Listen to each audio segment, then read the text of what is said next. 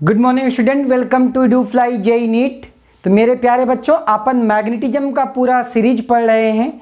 अगर आप class 12th में हैं या जेई की प्रिपरेशन कर रहे हैं या नीट की प्रिपरेशन कर रहे हैं तो ये कंटेंट जरूर देखें। ये कंटेंट आपके लिए है। अगर आपको कंटेंट अच्छा लगे, जेई और नीट के लेवल का लगे, तो प्लीज़ चैनल को सपोर्ट जरूर करें। तो आज अपन बात कर रहे हैं, कल इसके प्रीवियस लेक्चर में अपन बात किया था कि टॉर्क कितना लगेगा। कोई अगर लूप रखी है यूनिफॉर्म मैग्नेटिक फील्ड में तो टॉर्क की वैल्यू क्या होगी, m क्रॉस b। क्या पढ़ा था कि जो टॉर्क की वैल्यू आती है, torque equal to magnetic moment vector cross b vector. तो ये क्या आता है, टॉर्क आता है। अब अगर ये टॉर्क आता है तो हमने ये भी देखा टॉर्क कैसे आया था, वो थोड़ा सा मैं बता देता हूँ। अगर कोई वायर है, कोई एक लूप है इस तरीके से, current conducting loop, uniform magnetic field भी आउटसाइड है, तो यहाँ पे आपने पढ़ा था फोर्स बराबर I vector d l vector cross B vector. तो डी एल और बी यहाँ पे लेंथ नीचे है। अगर मान लो ए बी सी डी, तो अगर यहाँ पे देखें तो D L cross B, D L नीचे बी इधर, तो फोर्स लगा इधर। सिमिलरली इस वाले में डी एल ऐसे बी बाहर, फोर्स लगा नीचे। ऊपर वाले में डी एल ऊपर है, ऐसे डी एल ऊपर बी बाहर, फोर्स लगेगा इधर। कहने का मतलब क्या है, इस वाले यहाँ पे मैग्नेटिक फोर्स इधर लगा, यहाँ पे मैग्नेटिक फोर्स नीचे लगा, यहाँ पे मैग्नेटिक फोर्स इस साइड लगा, और यहाँ पे मैग्नेटिक फोर्स इस साइड लगा। कहने का मतलब क्या है, अगर यूनिफॉर्म मैग्नेटिक फील्ड में है तो ये एक्सिस इसी से पास हो रही है, ये वाली एक्सिस इसी से पास हो रही है। मतलब यहाँ पे हम एफ नेट क्या लिख सकते हैं, एफ नेट बराबर 0, और टाउ नेट भी क्या है आपके पास, टाउ नेट इक्वल टू 0। दोनों केस, इस वाले केस में एफ नेट 0 है। लेकिन बात यह है कि अगर मैं इसको यूनिफॉर्म, अगर मैं ऊपर से ऐसे देखें कि अगर इसको एंगल से घुमा दिया था, कितने एंगल से, थीटा एंगल से इस लूप को घुमा दिया, अगर थीटा एंगल से इस लूप को घुमा दिया इस तरीके से, तो होगा क्या, मैंने क्या किया, इसको थीटा इसी प्लेन में घुमा दिया। अब अगर घुमा दिया तो देखिए कुछ ऐसे इसका डायग्राम बनेगा। अगर ऊपर से देखेंगे, टॉप व्यू अगर आप देखें तो ये ऊपर से ऐसा दिखेगा। पहले सीधे था ये वायर, पहले सीधे था, अब थोड़ा सा इंक्लाइन दिखेगा, ये ऊपर से दिखेगा। दोनों के बीच का एंगल क्या है, थीटा है। तो यहाँ पे टॉर्क, अब टॉर्क लगेगा। टॉर्क कितना लगेगा, क्योंकि ये आपके पास फोर्स है, ये वाला दोनों, ये वाला जो फोर्स होगा वो तो कैंसिल आउट हो जाएगा, लेकिन ये वाला जो फोर्स होगा इधर वाला, ये वाला तो कैंसिल आउट, क्योंकि अभी भी लाइन ऑफ एक्शन दोनों की सेम है।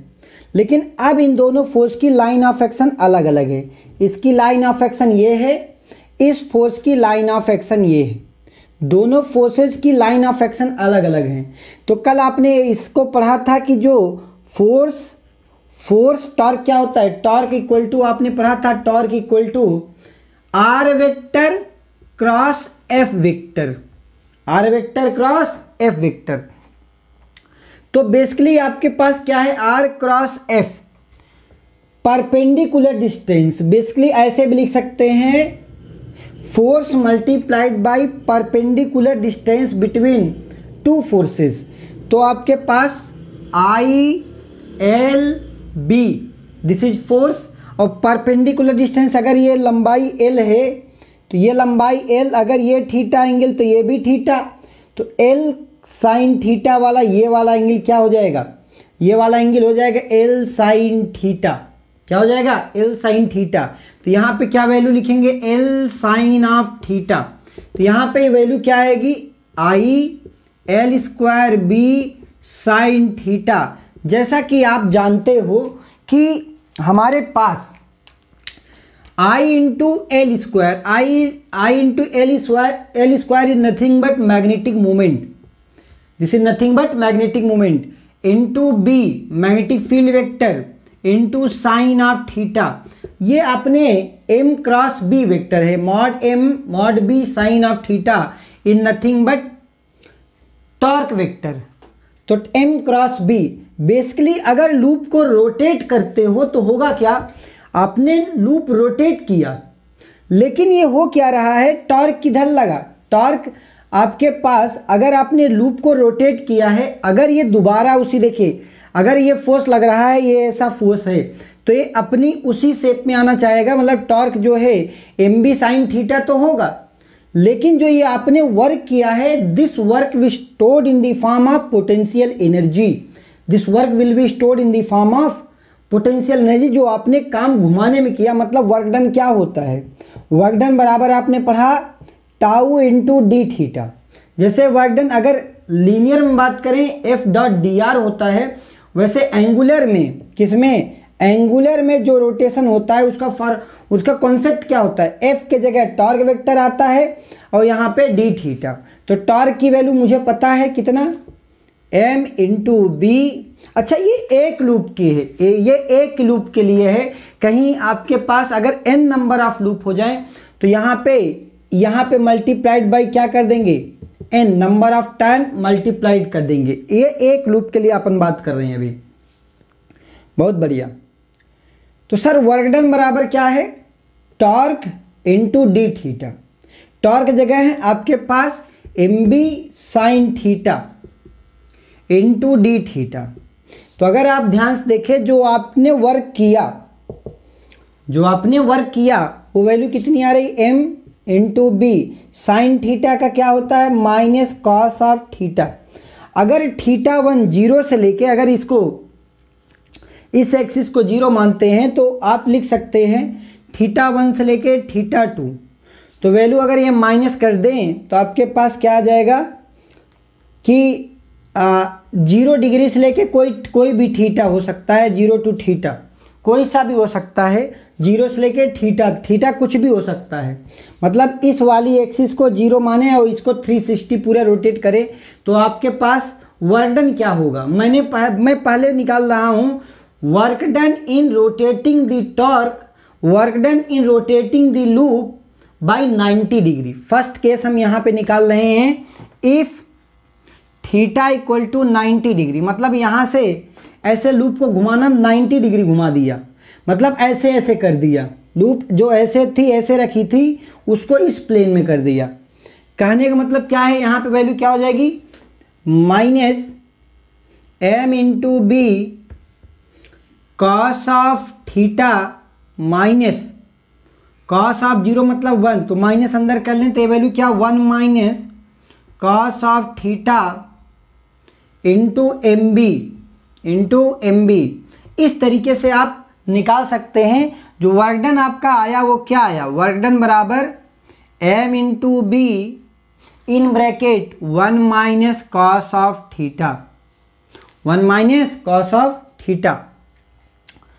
अगर यहाँ पे थीटा की वैल्यू देख लें कि अगर थीटा बराबर 0 रखता हूँ, थीटा बराबर 0, थीटा अगर 0 रख दिया मतलब लूप ऐसे ही अभी पड़ी है, लूप घुमाया नहीं, लूप ऐसे ही पड़ी है। अगर लूप ऐसे पड़ी है इसका मतलब थीटा बराबर 0, कॉस 0 की वैल्यू 1, मतलब कि आपने अभी कोई काम नहीं किया है, मतलब आपने अभी तक कोई काम नहीं किया है।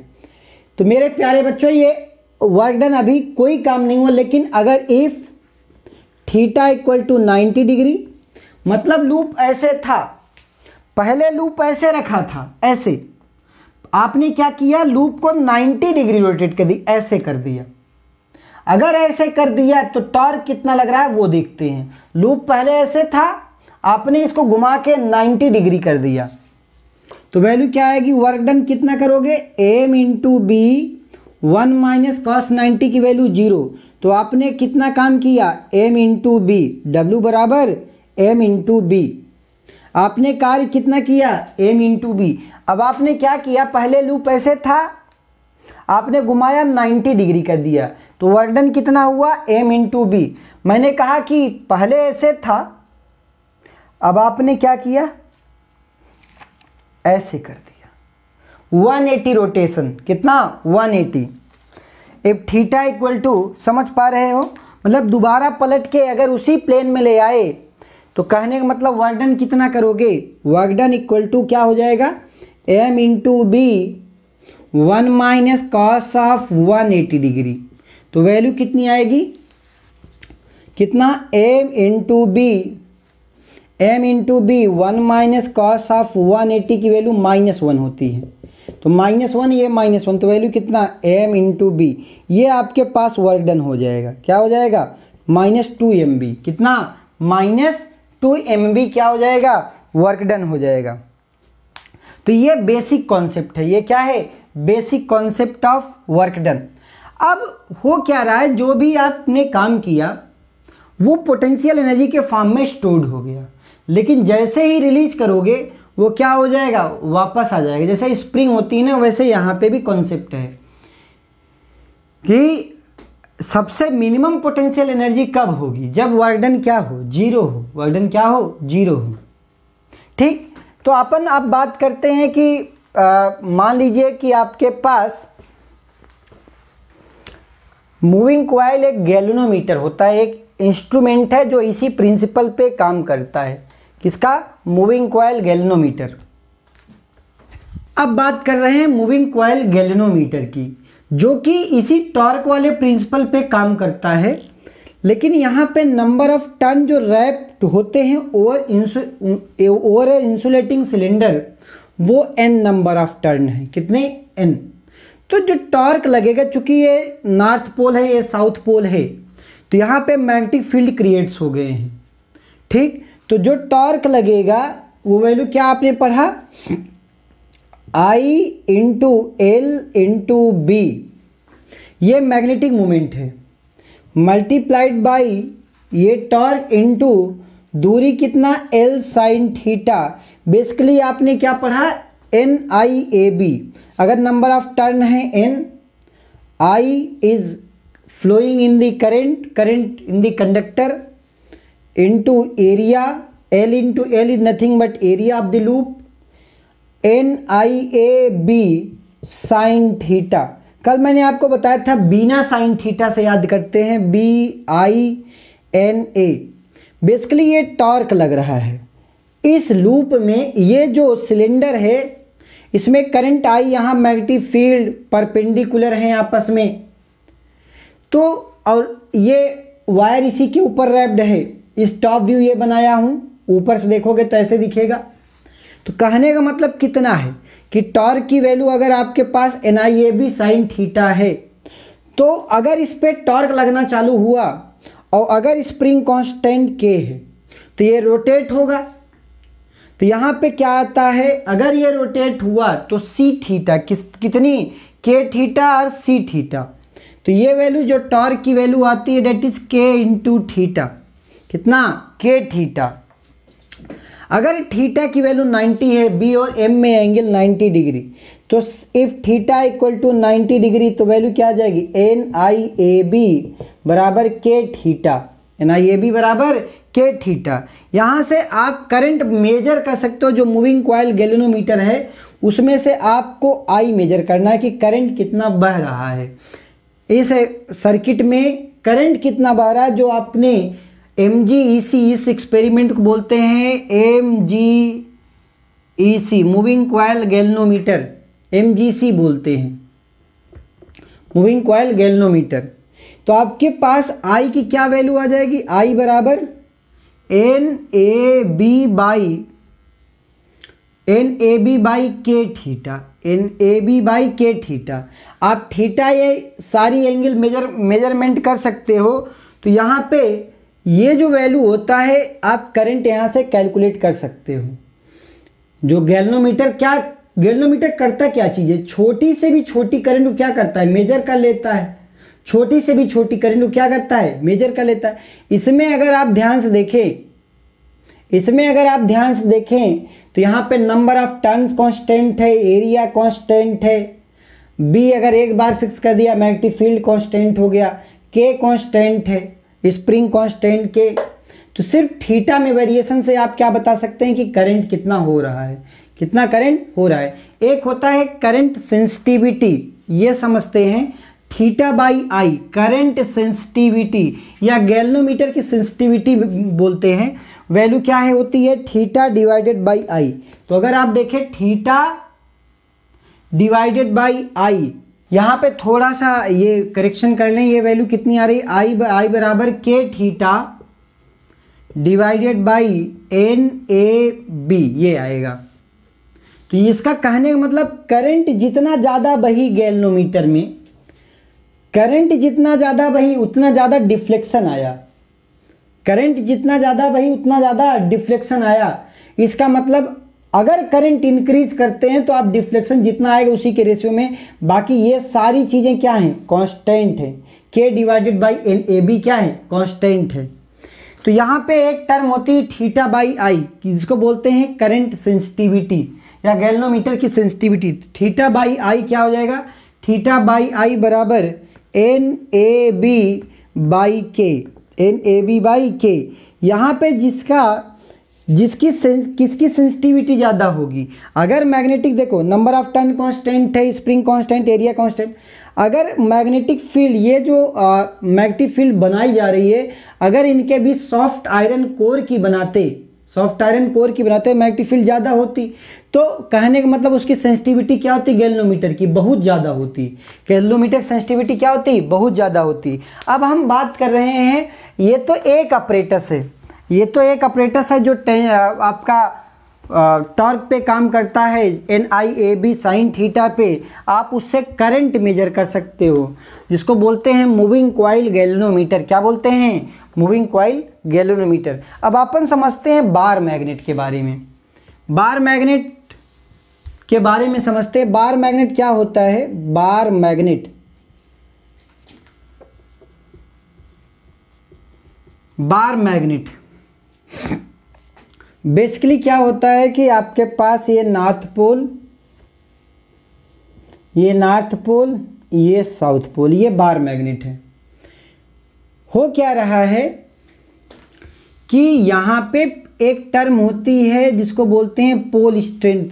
क्या बोलते हैं, पोल स्ट्रेंथ, प्लस एम और माइनस एम, प्लस एम और माइनस एम।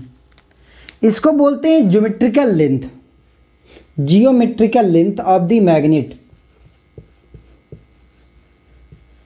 Geometrical length. क्या बोलते हैं, जियोमेट्रिकल लेंथ। जबकि जो पोल स्ट्रेंथ होता है इसको बोलते हैं मैग्नेटिक लेंथ,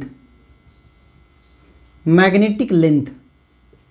जो इसकी वैल्यू होती है 0.84 ऑफ जियोमेट्रिकल, पूरा जियोमेट्रिकल लेंथ का 0.84 जियोमेट्रिकल, जियोमेट्रिकल लेंथ। ऑलराइट, तो मैग्नेटिक लेंथ ऐसे आप कैलकुलेट कर सकते हैं विद द हेल्प ऑफ, ये कहाँ से आया है, इसके लिए बेसिकली एक ऐसे समझें कि जो पोल स्ट्रेंथ होता है वो एकदम किनारे नहीं होता, थोड़ा सा अंदर होता है। जैसे याद करो सोलेनॉइड में, सोलेनॉइड में थोड़ा सा अंदर आते ही मैग्नेटिक फील्ड क्या होता था, स्ट्रेट लाइन हो जाती थी। तो उसको आप मतलब थोड़ा सा ये वैल्यू इसका किनारे जो है मैग्नेटिक जो लेते हैं इसको निगलेक्ट कर देते हैं बेसिकली। अब अगर ऐसा हो रहा है तो हमें ये भी चीज़ समझना है कि अगर जो बार मैग्नेट है, जो बार मैग्नेट है वो बेसिकली अगर यहाँ पे मैग्नेटिक मोमेंट कैलकुलेट करें, कौन सा, magnetic moment, magnetic moment. Magnetic moment क्या होता है, कैपिटल एम। तो आपने पढ़ा था small M multiplied by D, where D is the distance between magnetic length. ये क्या है, कंसीडर क्या करेंगे, मैग्नेटिक लेंथ। इसको बोलते हैं एम इंटू डी। क्या बोलते हैं, वेयर एम इज दी, बोलते हैं पोल स्ट्रेंथ। क्या बोलते हैं, पोल स्ट्रेंथ। अब बात ये समझ में आई कि सर अगर ये आपने एक चीज़ बताया था इलेक्ट्रिक डाइपोल मोमेंट, और यहाँ पे क्या है, मैग्नेटिक डाइपोल। डाइपोल का मतलब याद करो, एक plus Q equal and opposite charge placed at D separation. तो आपने पढ़ा था जो मैग्नेटिक जो इलेक्ट्रिक डाइपोल होगा P जो होता है Q इंटू डी के बराबर होता है, याद है, Q इंटू डी। और इसकी डायरेक्शन क्या होती थी, पॉजिटिव टू निगेटिव। इसको बोलते हैं इलेक्ट्रिक डाइपोल। क्या, इलेक्ट्रिक इलेक्ट्रिक डाइपोल, क्या बोलते हैं? Electric dipole. यहां पे मैग्नेटिक इलेक्ट्रिक डाइपोल मोमेंट बोलते हैं। इलेक्ट्रिक डाइपोल मोमेंट क्या होता है? P बराबर Q इंटू डी। यहां पे भी होगा, यहां पे भी ऐसे ही है, जिसको बोलते हैं मैग्नेटिक डाइपोल मोमेंट। क्या बोलते हैं? Magnetic dipole moment, M into D. कोई अंतर नहीं। कहने का मतलब चार्ज को मैंने, जो आपके इलेक्ट्रोस्टैटिक्स में चार्ज था, वो यहाँ पे किससे रिप्लेस हो रहा है? पोल स्ट्रेंथ से। किससे? पोल स्ट्रेंथ से। अब सारी चीज़ें वही आएंगी जितना आपने वहाँ पे बात किए थे। क्या क्या चीज़ें आपने पढ़ा था? इलेक्ट्रिक फील्ड पढ़ा था, ड्यू टू पॉइंट चार्ज पढ़ा था। क्या पढ़ा था? KQ by R square, KQ by R square. क्या पढ़ा था? Electric field. तो ऐसे यहाँ पे भी अगर वैसे आपने ये प्रॉपर्टी जानते हो कि अगर कोई मैग्नेट होता है, बार मैग्नेट, अगर कोई बार मैग्नेट होता है, उसको n number of turns pieces में तोड़ भी दो, तब भी इसमें क्या होंगे? यहाँ पे नॉर्थ, यहाँ पे साउथ, यहाँ पे साउथ, यहाँ पे north, north south, north south. मतलब इसमें सिंगल पोल तो एग्जिस्ट ही नहीं करता। मोनोपोल्स की बात करें, मोनोपोल्स एग्जिस्ट ही नहीं करता। हाँ, लेकिन यहाँ पे कितना भी स्मॉलेस्ट पीसेज तोड़ दो तो ये साउथ और नॉर्थ दो पोल में बेसिकली दो पोल का कॉम्बिनेशन होगा। ठीक, तो अब अपन बात कर रहे हैं, मान लो कि मोनोपोल्स हो जाए तो आपके पास जैसे वहाँ पे इलेक्ट्रिक फील्ड पढ़ते थे, यहाँ पे क्या पढ़ेंगे? Magnetic field. कौन सी field? Magnetic field. Magnetic field due to magnetic field due to monopoles, monopole. अगर मान लें कि एक कोई प्लस m है पोल स्ट्रेंथ, यहाँ से r दूरी पे, कितनी दूरी पे? r दूरी पे। मुझे क्या निकालनी है? मुझे निकालना है क्या? Magnetic field. ये मोनोपोल्स हैं। क्या है? मोनोपोल्स।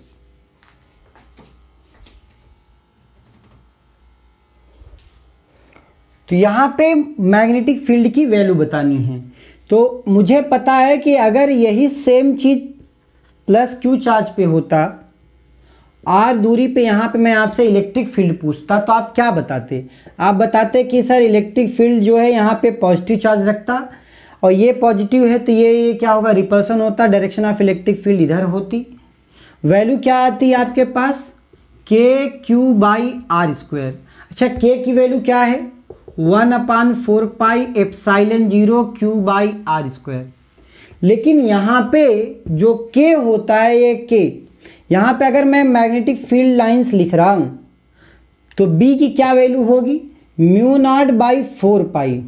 यहाँ पे जो K होता है ये किससे रिप्लेस होता है? μ0/4 पाई से रिप्लेस होता है। जो चार्ज Q है यहाँ पे किससे रिप्लेस होगा? पोल स्ट्रेंथ से। किससे? Pole strength. पोल स्ट्रेंथ से रिप्लेस होता है। तो m/r स्क्वायर, m/r स्क्वायर। अब बात ये आती है कि ये तो रही मैग्नेटिक फील्ड की कहानी। अब आपने बहुत सारी चीज़ें वहाँ पे भी पढ़ी हैं, जैसे आपने पढ़ा है magnetic field on the axis of dipole, electric field on the axis of dipole. क्या पढ़ा है वहाँ पे? Electric field on the axis of dipole, ये पढ़ा है वहाँ पे। क्या फार्मूला, क्या कॉन्सेप्ट क्या आया था, याद है आपको? कि अगर आपके पास एक प्लस Q है, ये माइनस Q है, इनके बीच की दूरी D है, तो आपने यहाँ पे ले जाके R दूरी पे, कितनी दूरी पे? R दूरी पे, on the axis of dipole, on the axis of dipole value क्या निकाला था? कितनी दूरी पे? R दूरी पे, P पॉइंट है। तो आपने फार्मूला निकाला था, याद करो, 1/4 pi epsilon 0 magnetic moment 2m/r³। कितना? 2m/r³। ये आपने electric dipole moment, electric dipole पढ़ा था electric field on the axis of dipole. तो आपने क्या पढ़ा था, electric field on the axis of dipole EX की वैल्यू। अब यहाँ पे और इसकी डायरेक्शन भी हमारे पास तो ये पता है कि ये प्लस क्यू से माइनस क्यू होता है, लेकिन हमारे पास यहाँ पे क्या होगा, बार मैग्नेट में क्योंकि सब कुछ रिप्लेस हो रहा है किससे, जो ये वैल्यू है वो 1μ0/4 से रिप्लेस हो रहा है। जो मैग्नेटिक मोमेंट है यहाँ पे भी मैग्नेटिक मोमेंट है, कितना, मैग्नेटिक मोमेंट बराबर स्मॉल m इंटू डी है, स्मॉल m इंटू डी। तो यहाँ पे भी सब कुछ वही होगा। कहने का मतलब अगर ये -m है साउथ पोल और ये +m है नॉर्थ पोल, ऐसा इसका सिंबल लेते हैं, ये नॉर्थ, ये साउथ है, ये नॉर्थ है, अगर इनके बीच की सेपरेशन d है, ठीक। तो एक बात बताएं कि यहाँ पे ऑन दी एक्सिस कहीं पे मैग्नेटिक फील्ड क्या लिख सकते हैं, on the axis of dipole, ये कौन सा डाइपोल है, मैग्नेटिक डाइपोल। कौन सा, मैग्नेटिक डाइपोल, ये मैग्नेटिक डाइपोल है। वैल्यू क्या आएगी, ये वैल्यू किससे, μ0/4 2m/r³ भी होगा, ये मैग्नेटिक फील्ड होगा।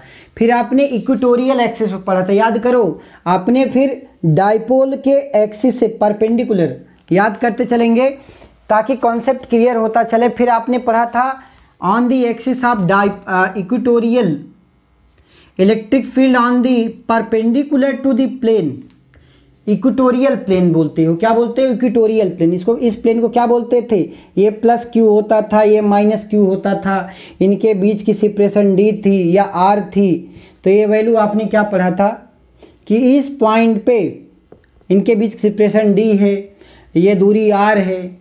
तो आपने यहाँ पे इलेक्ट्रिक फील्ड पढ़ा था, अगर +q रखते हैं तो इधर आएगा, ये -q है तो ये इधर जाएगा, ये इधर मतलब अपोजिट आएगा। वैल्यू क्या आती थी, इक्वेटोरियल प्लेन वैल्यू आती थी 1/4 ε0 m/r², क्या आती थी, m/r²।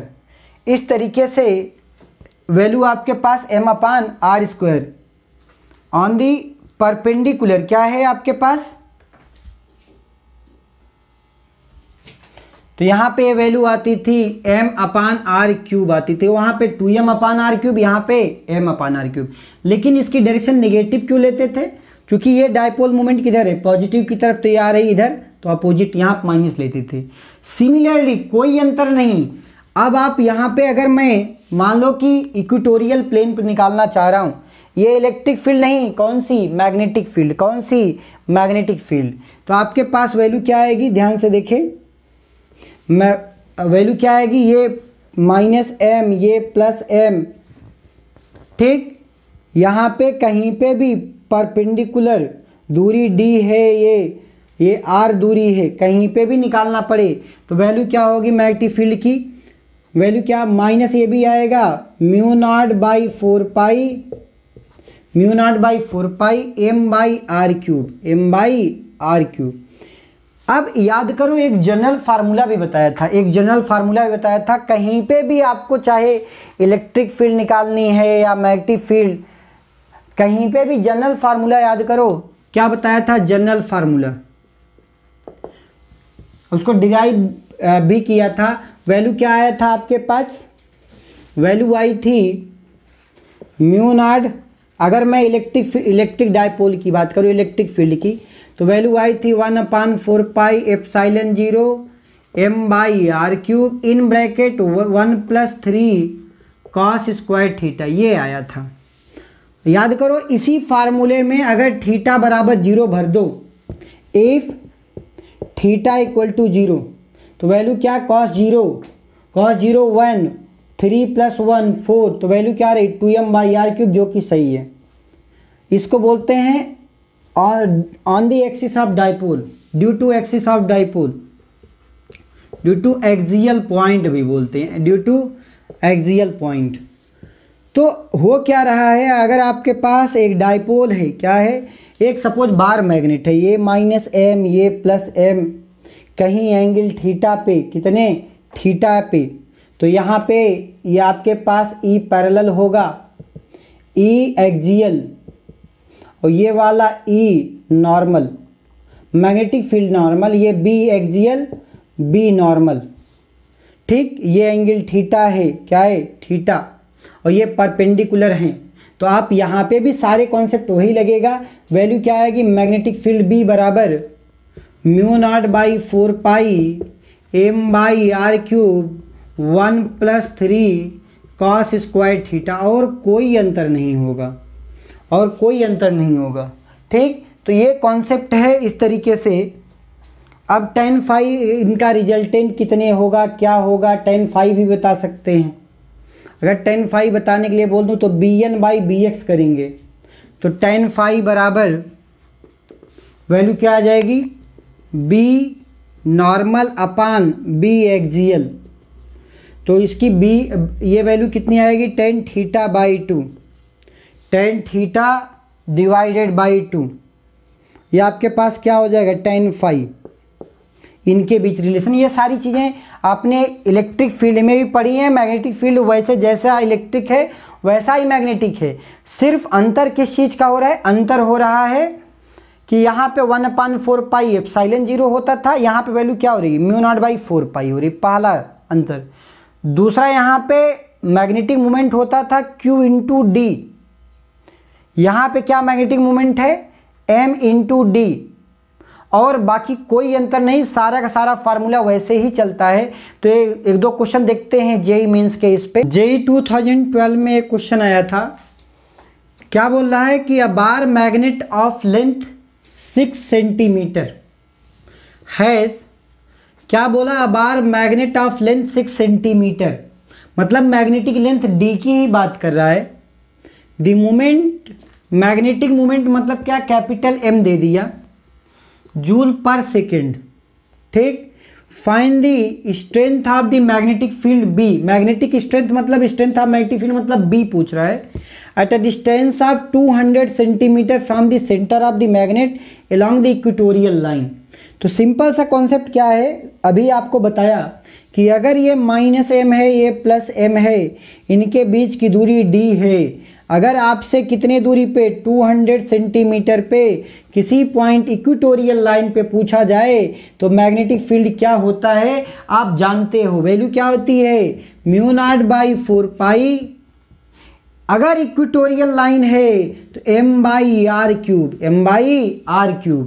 तो आपके पास इसकी वैल्यू, म्यू नॉट की वैल्यू आपको पता है 4 पाई 10⁻⁻⁷ डिवाइडेड बाई क्या कर दूँ 4 pi multiplied by magnetic moment, magnetic moment दिया है, कितना दिया है 4 दिया है, divided by r, r is the distance from equatorial line, value कितनी है r, ये क्या है equatorial line perpendicular centre of the magnet and point where you want to find out magnetic field.